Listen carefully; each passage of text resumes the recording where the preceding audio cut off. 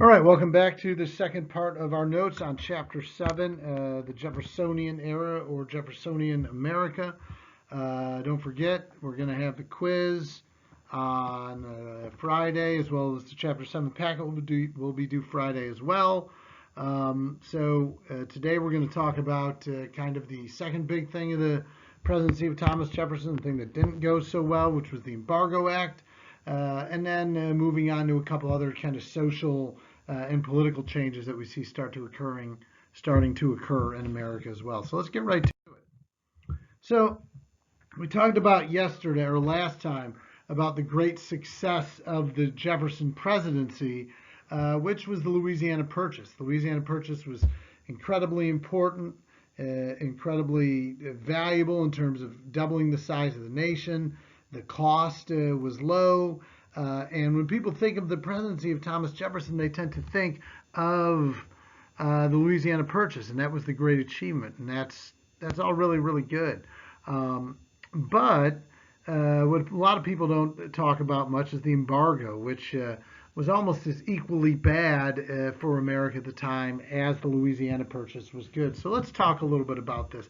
And it's going to be kind of confusing. So if you don't understand, please send me an email, right?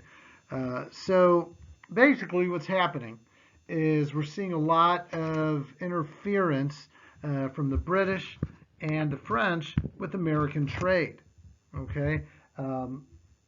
What they're doing essentially is bullying us.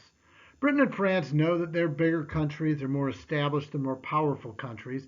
Therefore, they have the ability to kind of toy around with America a little bit. They're the little brother that you can beat up on a little bit, and there's not much they can do. Britain and France know this.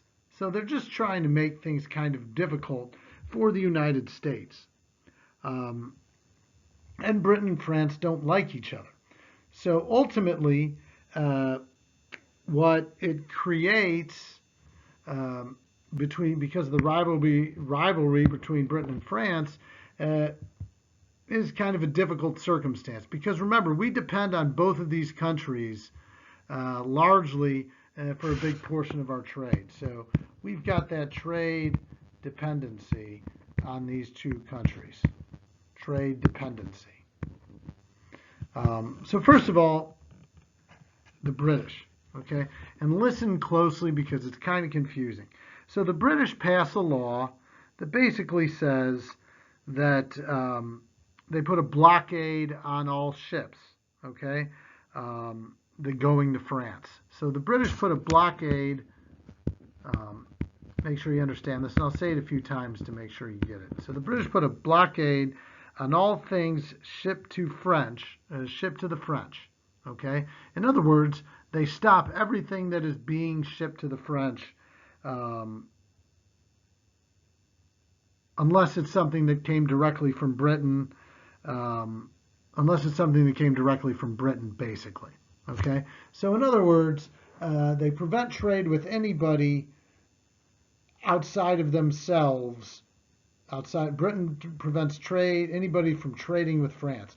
This is a form of economic warfare in a sense that if you limit an opposing country's availability of goods, then, if there is conflict or war or whatever, they won't have the resources necessary. So that's what the British do. They put technically a blockade on all things shipped to the French, must be from Britain or be from a neutral country coming from a British port. Okay, we are a neutral country. The United States here is a neutral country. So it gives the British basically the ability to come in and look at the stuff that we're sending to the French and basically say, yeah, you're not going to let them have this, you're not going to let them have that, whatever. It's their way of kind of picking on us to, upset us, right? It's like if your parents go through your stuff all the time and say, yeah, well, we're going to take this, that, and the other thing from you. That would be frustrating over time, right? The French, of course, are going to respond by doing something similar, and this is where it gets really bad for the U.S., so listen closely. So the French put a blockade, or what they called a bar. They basically bar all British ships, okay, or ships, neutral ships that come from British ports, okay, are not allowed to trade with France or French-controlled ports. I know that doesn't make any sense. It confuses me too. So at the end of the day, all you need to know is the French and the British are making it very hard for America to trade with either one of them. And these are very important trading partners for us. So that puts the U.S. in a tough position. Either they make a deal with the French and then make the British really mad, or make a deal with the British and make the French really mad. So Thomas Jefferson, trying to figure out the best action, takes really what is one of the worst actions. And this is called the Embargo Act of 1807. And the Embargo Act of 1807 basically stops American trade with all other nations. So we're not trading with anybody. We basically end and cut off trade. Now, if there's one thing you know about what built the colonies and then the early United States, its ability to the thing that built the early United States was its ability to trade with foreign countries. Now you're cutting that off. Imagine a business deciding that it's no longer going to sell its number one product, right? All of a sudden that business is going to struggle, okay? Same concept here. Jefferson just says, you know what? We're just not going to trade with anybody. That way we're not going to make anybody too angry, okay? This was really, really a bad idea. Really a bad idea, okay? Jefferson's logic is, well, we can't just do Britain and France because that's going to make them mad at us, and then we're creating two enemies instead of one. So let's just make it even and cut the head off of every snake rather than just that one. Okay. What happens here? It turns into an abject failure. Okay. The result is a big economic depression that doesn't last too long, but a brief economic depression, which isn't a good thing. And, you know, we got to ask ourselves the question, you know, what's going to happen, right? So, number one, what is Jefferson's logic here? If we cut off trade only with these two, they're going to be mad at us. They're going to be enemies. We're going to maybe be at war. And again, like I said before, we got lucky against the British once. Not going to happen again. If we're at war with both of them, we're in serious trouble. Okay? Why does everybody seem to hate the embargo? Well, because it's really, really bad for everyone. America is a country, both manufacturing and in terms of raw materials, that depends on its ability to trade with powerful European nations. Now they can't do that. Now that trade ability is cut off, and economically, we're going to find the colonies in a the United States in a really, really tough spot. And at the end of the day, the question you really got to ask yourself is, how does this violate Jefferson's principles? So how does the Embargo Act violate Jefferson's principles? And what I want you to do is answer that question and send it to me in an email response. If you could get that to me by tomorrow evening, or I should say Wednesday evening, just answer that question. How does this whole idea, this whole embargo, violate Jefferson's principles? In other words, who does Jefferson believe in? Who does he want to represent the most? And how does doing this really turn out to be bad for what people? What people that Jefferson really, really cares about. So, all right. So let's move on from there. There's a political cartoon, an old political cartoon talking about the embargo to sell your stuff. Oh, grab me is embargo spelled backwards. This is what it kind of represents. What kind of represents the traders and the people being held back from being able to sell their goods by the federal government, right? So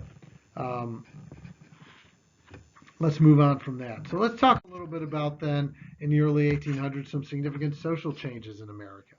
at least little social changes. So if you remember what Republican motherhood is, right? The idea that it's the responsibility of mothers to raise their children to be good citizens. So how does this impact education early in the 1800s? Thomas Jefferson is a big supporter of education, free public education. So we start to see a movement in the 1800s to expand the ability for more people to get an education, right? Again, this goes back to the idea that Jefferson and the other framers of the Constitution had with that whole Republican motherhood idea in creating and informing what they call an educated electorate. Good participative voting citizens. The reality was that school at this time in America was very aristocratic. Most schools were private, both high schools and grade schools and colleges, or most of them are private and reserved really for aristocrats, for wealthier people. Not a whole lot of common folk are getting a real education. Okay, so we start to see the first big movements in support of a free public education to, again, create more education in the country and have a more educated electorate, not just education for who would be considered part of the aristocracy. We also see some revolutionary changes in science and medicine.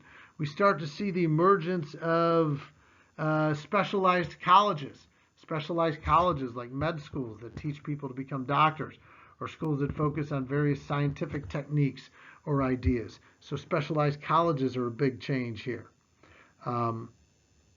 What they promoted, in particular in medicine, was some really dangerous methods. As medicine is getting more modern, they're trying a lot of different things to see what will work. One of these popular practices that was brought to us that was used by a doctor named Benjamin Rush was the process of bloodletting.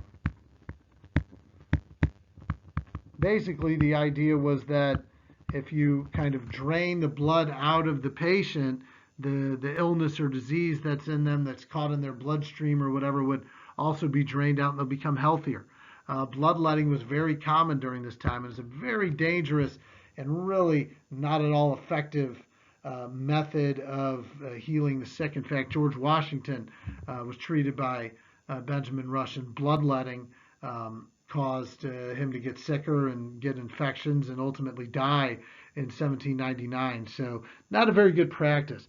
But in any sense, what we're seeing is more ideas, more medical practices, and different things come about that are going to be built on over the years and become more beneficial to society as a whole.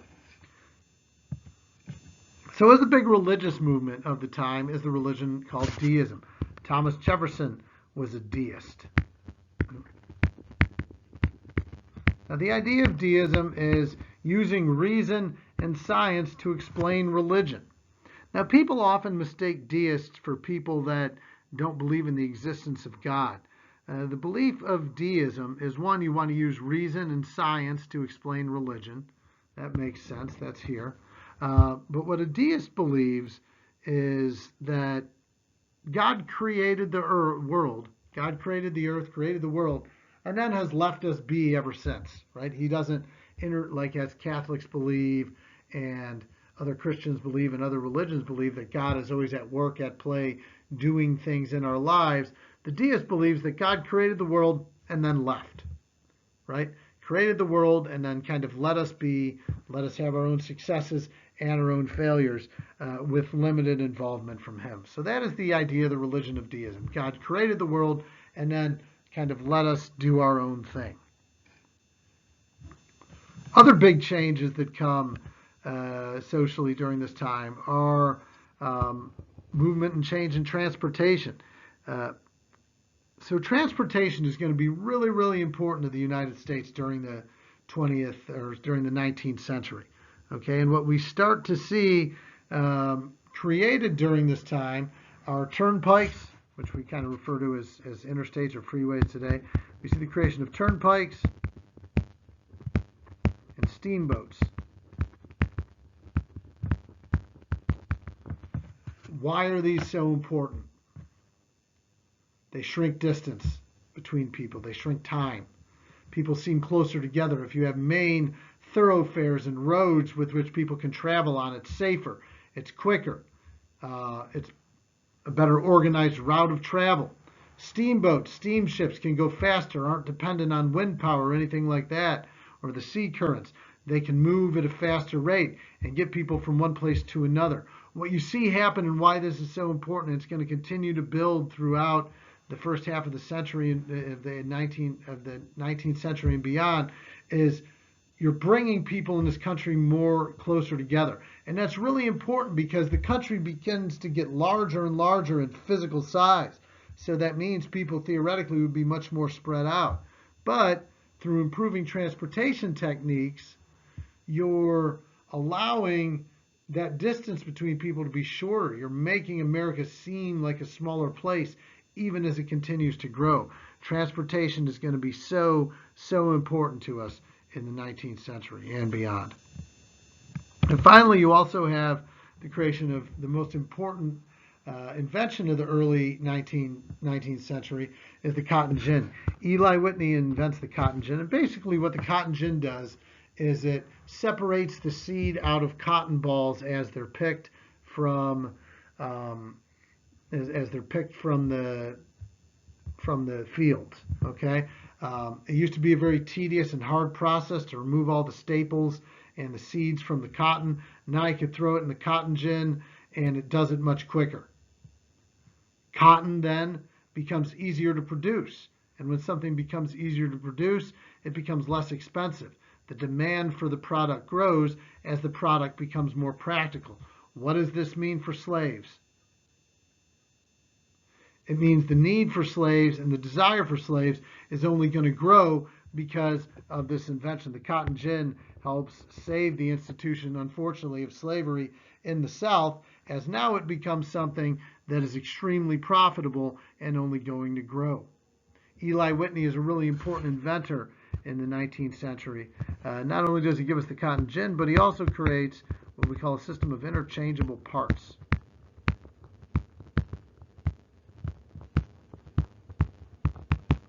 Basically, like guns and things like that, the way things used to be built is you would use iron and it would be one big piece. Now, items and things can be taken apart and put back together and cleaned and used, and it makes products more practical. Okay? Interchangeable parts are going to be necessary for every major innovation we have in the 20th century. New furnaces that can create steel, engines that run automobiles, as we head into the 20th century. Interchangeable parts are part of a bicycle. You can take them apart and put them in other places and put it back together and fix things. Interchangeable parts are every bit as important. A system of interchangeable parts are every bit as important to the future of America as the cotton gin would be. Okay, so make sure you know that Eli Whitney's system of interchangeable parts, although not talked about as often, is also really, really important. So we talked about that stuff already, so let's move on. So let's talk again a little bit about our obligatory part of the chapter where we talked about how Americans screwed the American people screwed the Native Americans again. All right. So the great Indian leader of the early 1900s was a native by the name of Tecumseh. Tecumseh organizes, he was a Shawnee chief from the Shawnee tribe, which was in Ohio. He was from Ohio. That's why I have Tecumseh High School and that sort of thing. He makes another attempt at forming an Indian Confederation, a joint group of natives that come together to fend off white aggression towards their people. This one is meant to work a little bit better than some of the previous attempts. The Indian Confederation was this grouping of a bunch of different tribes, and they were meant to fight off the whites as they continue to intrude upon what the natives felt was their land and their territory. Okay, Now, I bet you can imagine how this ends up going. Probably not very well. At the Battle of Tippecanoe, William Henry Harrison destroys the northern half of Tecumseh's Indian Confederation. So big victory there. William Henry Harrison, who becomes our new great military leader, we'll talk about him more in a minute, fights and destroys the northern half of Tecumseh's Confederation. This was a sad battle. Tecumseh wasn't there, but his brother, Texwatana, was there, who they called the Prophet. And they believed that the Prophet could save them from the whites coming on. Of course, they couldn't. William Henry Harrison crushes them, and the northern half of this second major attempt at an Indian Confederation is broken. The southern half of it gets destroyed by Andrew Jackson at the Battle of Horseshoe Bend. Andrew Jackson, more than anything else in the world, hates Indians, hates Native Americans. Now, the story goes that when he was a young kid, he witnessed a couple natives raping some white girl, and he hated them ever since. But, you know, he's also responsible for things like the Trail of Tears and stuff. So, you know, Andrew Jackson just is not a big fan of Native Americans. What does this mean? Why is this important? Okay, it's yet another attempt at Native Americans trying to form a system of loose system of government similar to what we have in the United States. That's that effect of another effect of what we call the Columbian Exchange, political ideals being traded on too. But as is the story with every other time, the natives get defeated and crushed. Tecumseh's killed, his brother's killed, and the Indian Confederation, again, another attempt at unifying native people, is a failure. So, of course, the consequences, as they are every time, devastating for natives, pushed further west, moved on to holding places or reservations, etc., etc. Okay. One more little bit I want to talk about, which is going to be kind of this emergence of a new generation of American leaders. So here we are, roughly in the year 1810-ish. Before we get to 1810 and what's going on there, we'll talk first about what we call the Hamilton-Burr affair. People, why doesn't Alexander Hamilton become a longer-term important figure in American politics? Well, mostly because he gets killed. Okay, Aaron Burr was the vice president under Thomas Jefferson, and he and Alexander Hamilton don't really get along. So this is 1804. As the nation continues to grow, the Federalists continue to lose power. Okay, and the Federalist Party is weakening. They even talked for a time about seceding from the Union. Aaron Burr himself wants political power, and he runs for governor of New York. Alexander Hamilton makes some comments about Burr's character while he's running for governor, and causes Burr to lose the election. So Burr loses the New York election, and he's really mad at Hamilton. So he challenges Hamilton to a duel. Hamilton accepts. They all thought it was a kind of a joke, okay? In fact, and so they go there. They mean to, probably not actually shoot each other, as the story goes.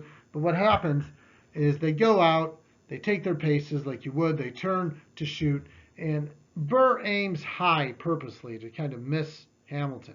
But Hamilton whips his gun out and in a show throws his hand up in the air, and in that movement gets hit in the shoulder by Burr's bullet, and ultimately the wound, he goes down, the wound gets infected, and Hamilton gets killed. That's the world of 1804. You settle an issue with a duel, and this is a duel, of course, that leads to the death of in Alexander Hamilton, one of our most important founding fathers. Burr has to run away because now he's accused of murder, and the whole thing ended up getting worked out more or less, but it's the end of Hamilton's life, and it's the end of Burr's political career.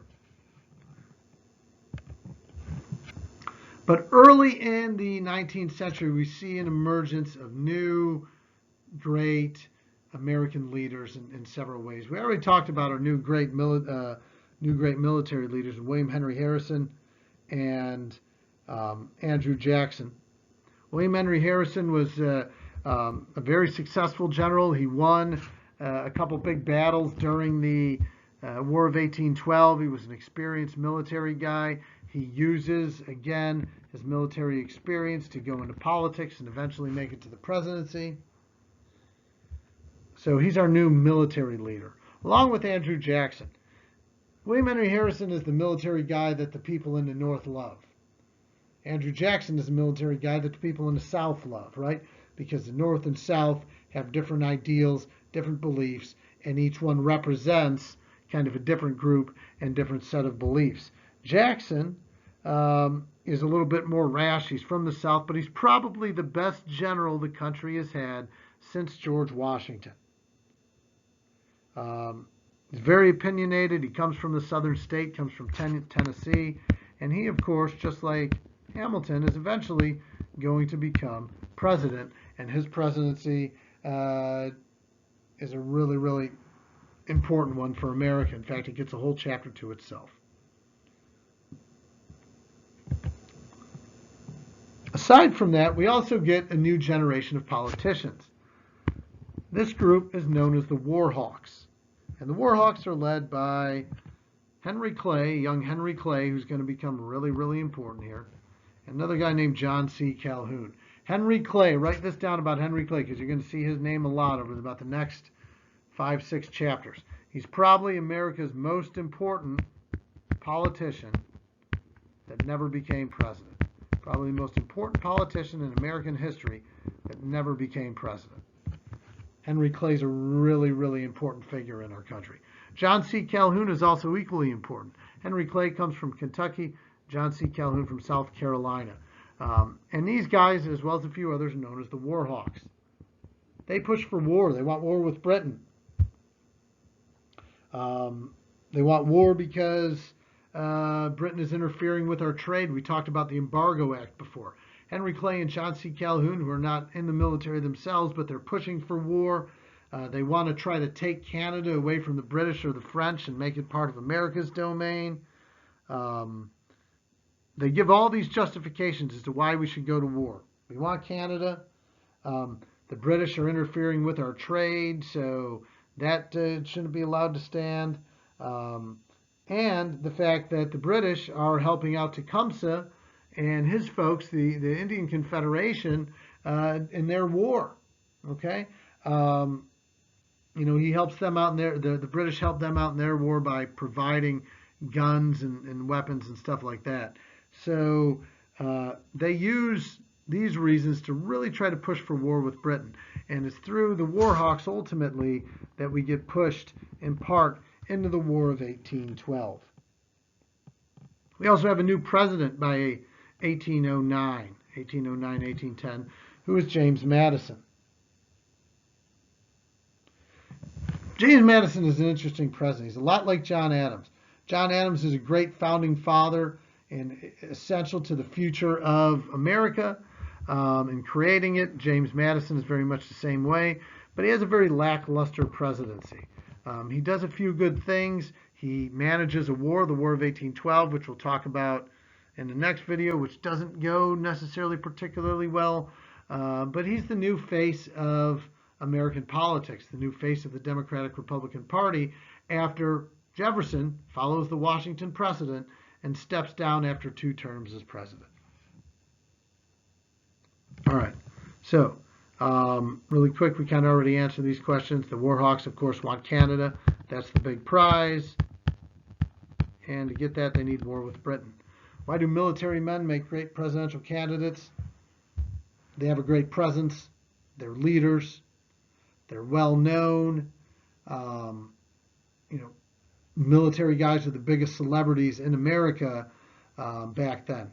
They're noteworthy, and people look up to them. So there you go. That's all for this one. We'll have another one tomorrow, which I promise will be significantly shorter.